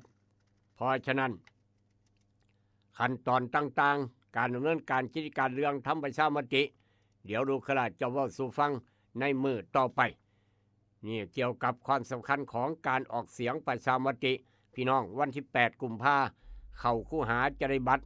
3ใบครับ3ใบคนละสีคนละสีนี่ครับ3สีเดี๋ยวทางกปน.เพิ่นจะชี้แจงแถลงไขถ้าพี่น้องไปใส่สิทธิ์ใส่เสียง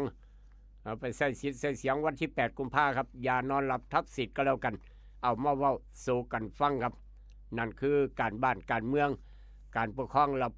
บอบประชาธิปไตยของบ้านเฮาด้วยความปรารถนาดีจากกกต.จังหวัดหนองคายถ้าพี่น้องอยากเว้าอยากเพิ่มอยากเติมหรือว่าน้ำบ่ไหลไฟบ่สว่างหนทางบ่ดีมื้อนี้วันหยุดวันอาทิตย์แจ้งกันเข้ามากันได้0816016232ครับ0816016232ขออนุญาตเดินทางต่อครับช่วงร่างทาสายจากทางหนองคายไปทางอุทาหรณ์สอนใจกับกาโนปอกสบู่ซอฟตี้ยาไทยพญาตไว้สุนิก3กกคนไปชิงทองไปปล้นทองครับโทกล้าได้จังได้คนหลายตัวหลายเนาะหู้โตแล้วครับหู้โตแล้วหนีบ่รอดแน่นอนเจ้าบริยใสอยู่ในหู้ใดอยู่ในหู้อีปู่หู้กบมองได้กะยาฟ้าไปมอบตัวด่วนเพิ่นหู้โตแล้วว่าเจ้าคือไผนามสกุลหยังหู้จักพร้อมเพราะว่ากล้องวงจรปิดจับภาพได้ชัดเจนเริ่มหู้โตแล้วครับคนร้ายหมดเข้าไปชิงทองในห้างกลางกรุงเทพกวดไปประมาณ100 บาทเป็นเงินหลายล้านบาทเป็นเงินหลายล้านครับสังเกตเบิงคนผู้นี้เบิงจากกล้องวงจรปิดมาเบิงลาดเราอยู่2 มื้อครับช่วงใดคนหน่อยช่วงใดตำรวจบ่มานั่งเฝ้ามาเบิงลาดเราอยู่2 มื้อน้ำกันมื้อวานปฏิบัติการได้ทองไป100 กว่าบาทหลายล้านบาทถ้าคิดเป็นเงินครับเพราะว่าทองแพงพี่น้องเริ่มหู้ตัวแล้วเจ้าปรีอยู่หู้ปูหู้กบหู้เขียดทั้งไรกะยาหู้แง่กรุณาไปมอบตัวซะโทษนักจะได้กลายเป็นโทษเบาครับตำรวจเพิ่นหู้ตัวแล้วว่าเจ้าคือไผ่ซื้อหยังบ้านอยู่ไสขี่รถยี่ห้อหยังกล้องวงจรปิดจับภาพเป็นระยะได้โอ้ยอีพอเอ้ยเจ้าคิดผิดแล้วหนีบ่รอด100%ครับเดี๋ยวก็ถึกจับได้ครับอาจจะจับได้มื้อนี้มื้ออื่นบ่หรือว่าจะไปมอบตัวเองเพราะฉะนั้นลูกหลานบ้านเฮาจ้องข่อยห้ามบ่เป็นตัวอย่างเด้อบ่คุ้มค่ากับชีวิตครับบ่คุ้มค่ากับอนาคตบ่คุ้มค่ากับชีวิตทุกข์ยากไปได้กะยามื้อนี้อาจจะได้เป็นเศรษฐีได้หลายล้านก็ได้ผู้ใดจะไปฮู้จักมื้อวานนี้มืดมื้อนี้อาจจะแจ้งครับจากเหตุการณ์นั้นมาทางเหตุการณ์นี้ครับอันนี้ก็เราไปจังไหนมาจังไหนอันนี้ก็ได้กำลังหาเสียงอยู่นี่หาเสียงนายกอบต.อยู่ครับกำลังหาเสียงสวัสดีครับพ่อแม่พี่น้องผมเบอร์นั้นเบอร์นี้กำลังหาเสียงอยู่ตำรวจเข้าไปห่วยอ่านหมายแล้วครับบุกจับนายกวิทย์คดีจ้างวันขากันมันยองครับผู้สมัครนายกอบต.ทางท่าชะมวงก่อนนำไปสู่การโหวตโนครับหลังทีมงานเพิ่งถูกจับกลุ่มไปก่อนหน้านี้ตำรวจเตรียมขยายผลต่อบุกจับนายกวิทย์เกาะย่อคดีจ้างวันขากำนันยองผู้สมัครนายกอบต.ท่าชะมวงครับโอ้ยไม่หลายอย่างเลยเนี่ยพี่น้องเอ้ยนี่แหละครับเว้นกรรมก็เลยจักสิว่าจังไดท่าชะมวงอำเภอรัตนภูมิจังหวัดสงขลาครับทั้งภาคใต้เป็นข่าวบ้านเฮาเจ้าข่อยเด้อห้ามบ่เป็นตัวอย่างครับจะไปข่าวไปแจงกันท้อเห็นว่าก็ได้สู้กันด้วยระบอบประชาธิปไตยรู้แพ้รู้ชนะรู้อภัยและจะมีความสุขที่สุดครอบครัวก็มีความสุขแพ้ก็มีความสุขถ้ารู้จักคำว่ารู้แพ้รู้ชนะรู้อภัยครับอย่าขายอย่าแจงกันท้อเห็นว่าก็ได้เนาะจากเหตุการณ์นั้นมาทางเหตุการณ์นี้ครับ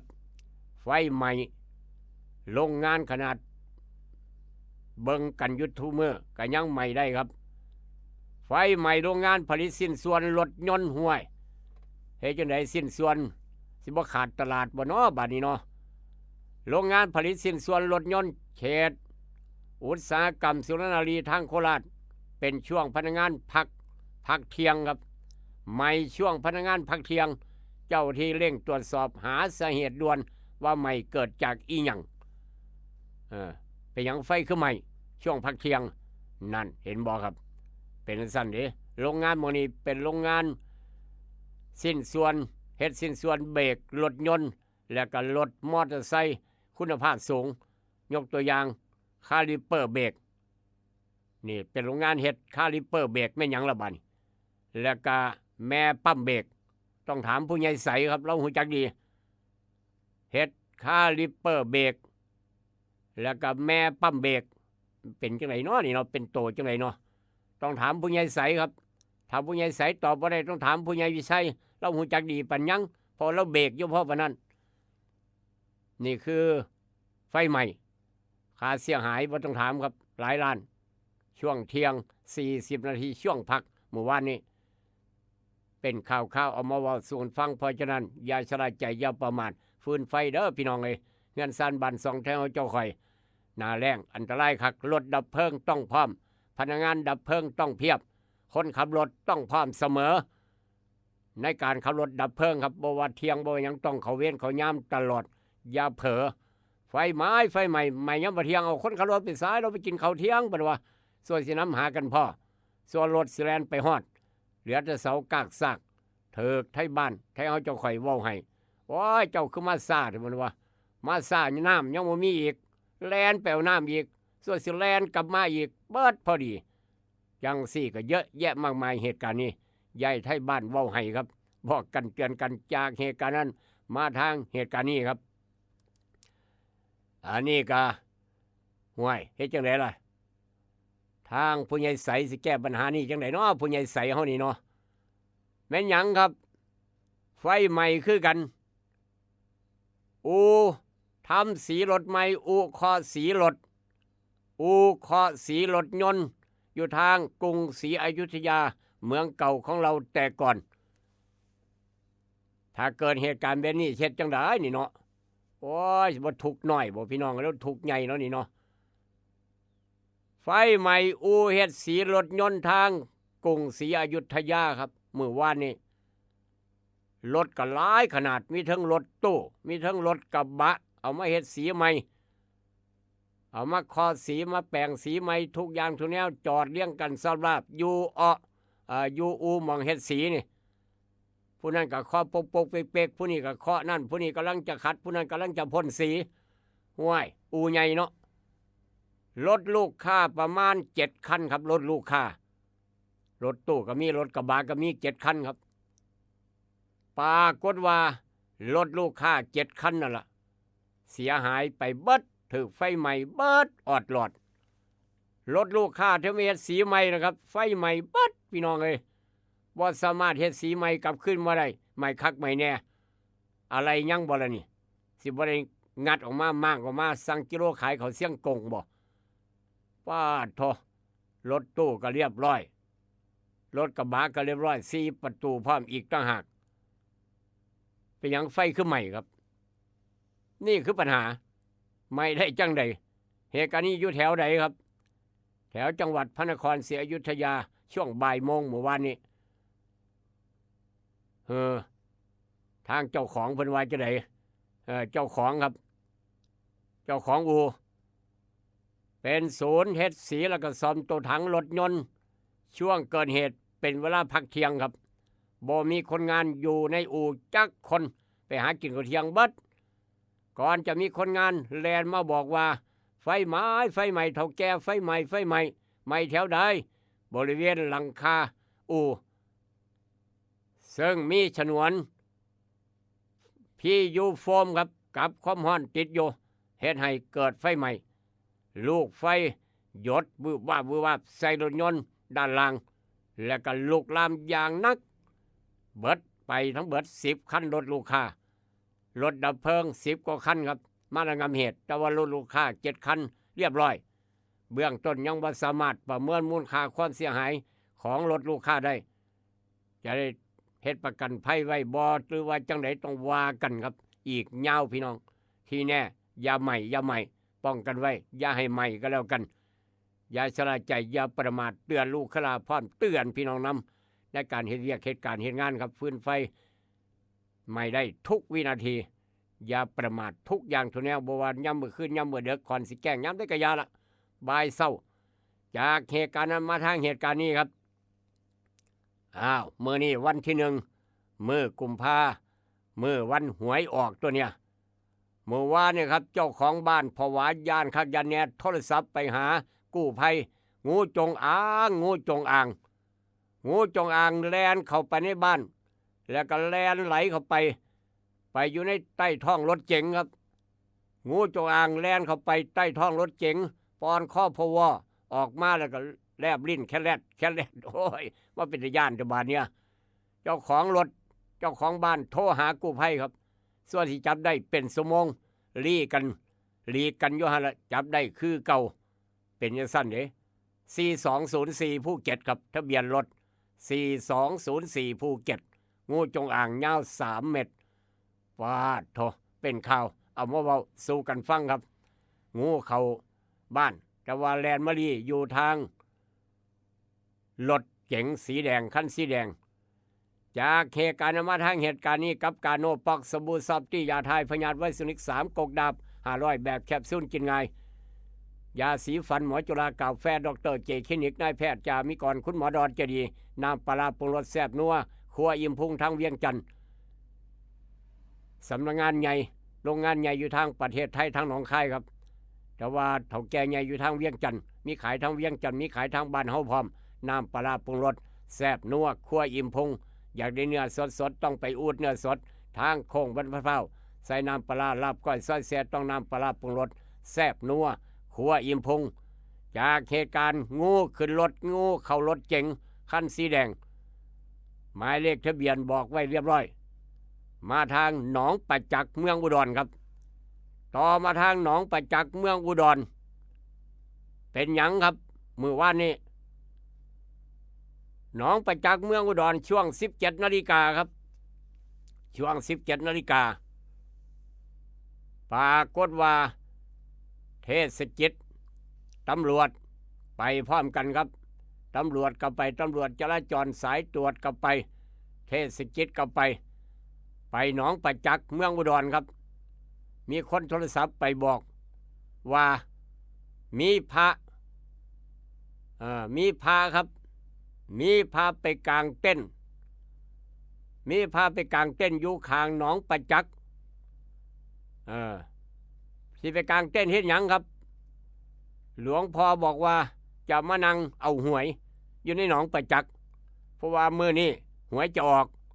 มื้อวานก็เลยมากลางเต้นช่วง 17 นาฬิกาครับเป็นพระมีผ้าสบงจีวรมีเต้นมีหยังเรียบร้อยปูเสื้อปูสาดเรียบร้อยมีปักกดเรียบร้อยครับปาดโถพี่น้องก็เลยสงสัยว่าหลวงพ่อมากางเต้นจังได้กับมานอนเอาหวยพี่น้องประจักษ์คัก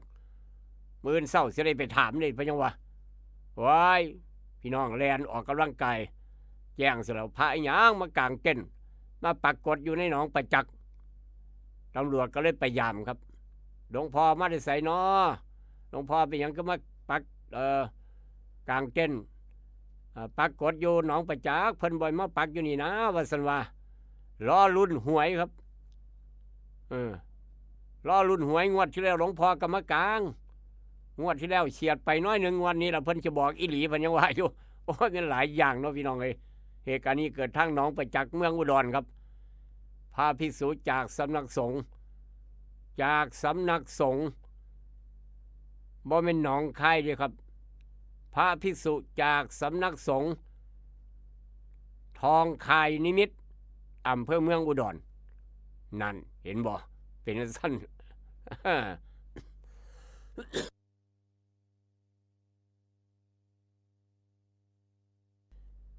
ก็เลยถามไปถามมาไปสายตรวจก็เลยนั่งถามคักนั่งถามนี่ละมีเครื่องอัฐบริการแสดงบัตรหนังสือสุทธิว่าเป็นพระอิหลีบออายุ63 ปีเป็นพระทางเมืองอุดรบ้านเฮาครับ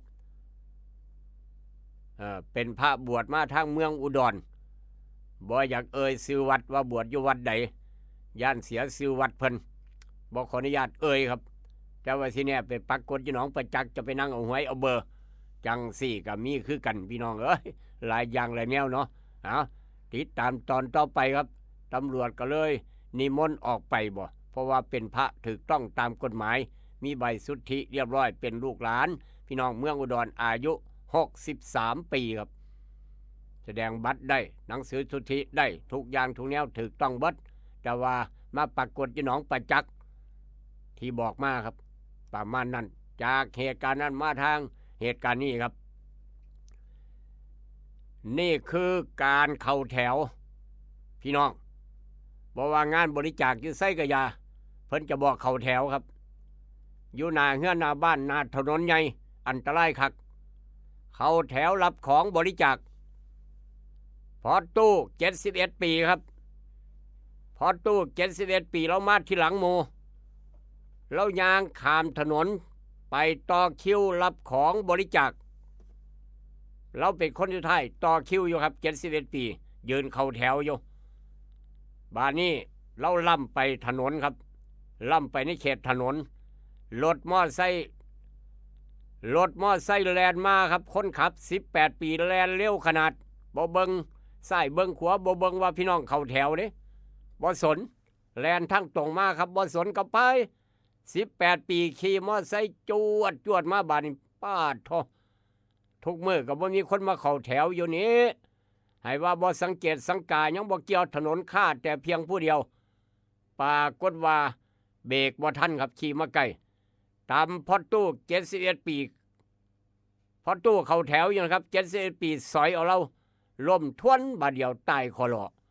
บ่ได้ฮอดของแจกจ้อยแล้วเข้าแถวต่อคนสุดท้ายเข้าไปในถนนครับ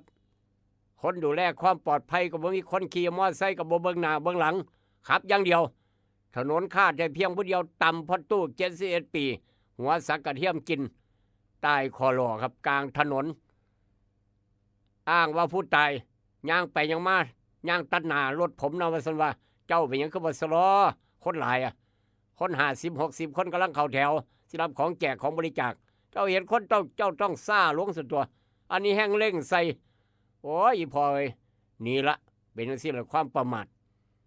เรียบร้อยครับเหตุการณ์นี้เกิดทางจังหวัดสมุทรปราการเมื่อวานนี้พอฉะนั้นเห็นคนเข้าแถวยังกะยาอยู่ข้างถนนหนทางหรือว่าจัดงานดองงานแต่งงานบุญงานบวชเห็นงานแบบนี้คนหลายบึมบั่มต้องชะลอความเร็วบ่ว่ามอเตอร์ไซค์บ่ว่ารถใหญ่อย่าว่าเจ้าของขับเก่งครับเด็กน้อยอาจจะแล่นผ่านพอตู้อาจจะย่างผ่านก็ได้เพราะว่ากำลังมีกิจกรรมงานต่างๆแต่ละหมู่บ้านแต่ละตำบลแม่นบ่ท่านผู้ใหญ่ใสหรือว่าจังใดจากเหตุการณ์มาทางเหตุการณ์นี้พาพี่น้องไปทางญี่ปุ่นกันหน่อยพาพี่น้องไปทางญี่ปุ่นอากาศหนาวอากาศเย็นญี่ปุ่นหิมะตกครับหิมะตกคนไทยก็ไปเที่ยวไปทั่วญี่ปุ่นพี่น้องคนไทยเฮาแน่นอนอยู่แล้วตบมือสวดๆให้พี่น้องคนไทยครับนี่คือคนไทยขนาดแท้นี่คือคนไทยขนาดแท้ครับ100%สบายใจพร้อมพาพี่น้องไปทางญี่ปุ่นหิมะญี่ปุ่นตกอย่างหนักหิมะตกเพราะว่าอากาศเย็นอากาศหนาวครับบาดนี้ทั่วไทยทั่วคนไทยพี่น้องคนไทยไปเที่ยวญี่ปุ่นช่วงหิมะตกปรากฏว่ารถญี่ปุ่นครับรถญี่ปุ่นติดหิมะรถคันใหญ่รถ6 ล้อจะเป็นขนหยังกระมูจักดอกปรากฏว่ารถติดหิมะรถ6 ล้อนี่ครับติดหิมะไปบ่ได้ฟรีลอยอยู่ปะรถติดตมอันนี้รถติดหิมะจวดหมุนอยู่ล้ารอมีแต่คนขับผู้เดียวครับคนขับผู้เดียวหมุนลอยอยู่ไปก็บ่ได้ปรากฏว่าทั่วไทยไปถึงจังหวะพอดีรถทั่วไทยครับ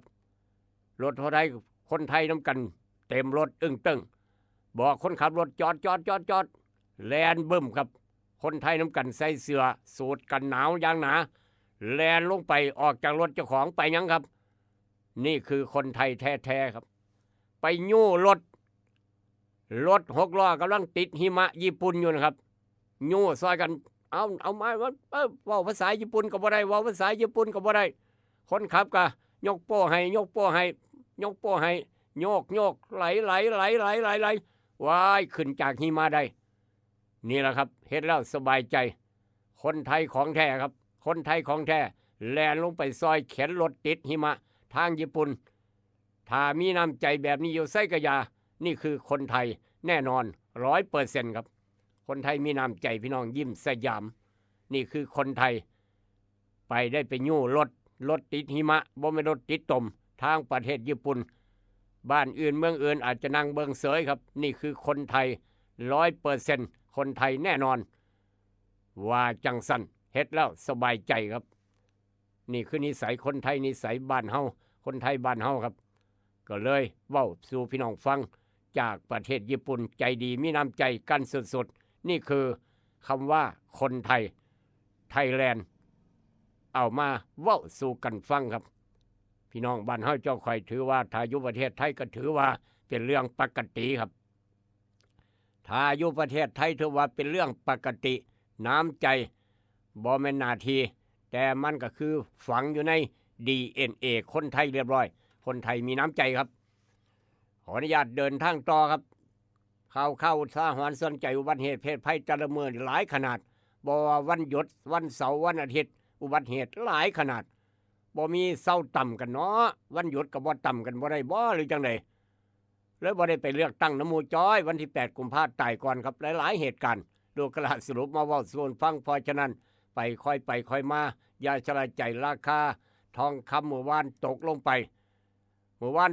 1,200 บาทครับทองอยู่ในคอผู้ใหญ่บ้าน1บาทขายได้ประมาณ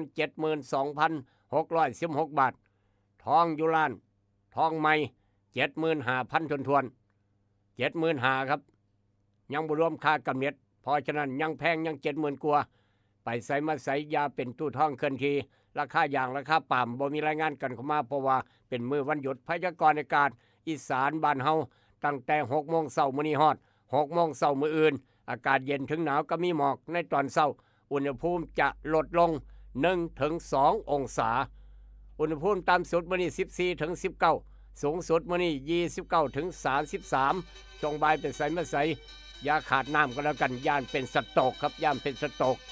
ย่านหามส่งโรงพยาบาลบอกกันไว้เตือนไว้จังหน่อยเอาละครับสำหรับคนเป็นโรคเบาหวานของดีไม่น้อยเอามาฝากสำหรับพี่น้องเป็นโรคเบาหวานของดีไม่น้อยเอามาฝากครับหากินง่ายที่สุดก็คือใบพักอีเลิศใบชับคูนี่หากินง่ายกินกับปนกับแจวกินกับลาบกับก้อยก็ว่าไปซอยรักษาโรคเบาหวานใบพักอีเลิศเด้อพี่น้องเลยพาหากระแตไตไม่หายากใบพักอีเลิศเอามาต้มสดน้ำกินก็ยังรักษาโรคเบาหวานใบพักอีเลิศหากินง่ายสมุนไพรไก่โตสมุนไพรไก่บ้านลูกขละเอามาฝากเมื่อนี้เป็นมื้อสำคัญหลายคนอาจจะได้เป็นเศรษฐีช่วงบ่ายหลาย10คนทั่วประเทศให้โชคให้หมาน้ำกันเบิดสุขคนก็แล้วกันไปแล้วครับผมลำด้วยโชคหมานอย่าเจ็บอย่าจน8 โมงเช้าฮอด9 โมงฟังธรรมะจากพระเดชพระคุณหลวงปู่เหรียญวรรณโพธรรมะจากหลวงปู่เหรียญครับ8 โมงเช้าฮอด9 โมงทุกวันอาทิตย์ทาง 96.5 ช่วงบ่ายโมงหา6 โมงแรงพ่อกับลูกเคยลาอีกทีนึง5 ชั่วโมงเต็มลูกทุ่งสนั่นเมืองเช้ามื้อนี้สวัสดีครับ พาไทยพี่น้องต่อเด้อพ่อแม่เฒ่าแก่แล้วสิค้างบ่ำจริงจำนี่ละนอเพิ่นว่าเกิดเป็นคนเอาควรสร้างสังฆทานอย่าเว้นปล่อยจังงั้นตักบาตรนี่ปล่อยแทนขอบไม่ยืนทรง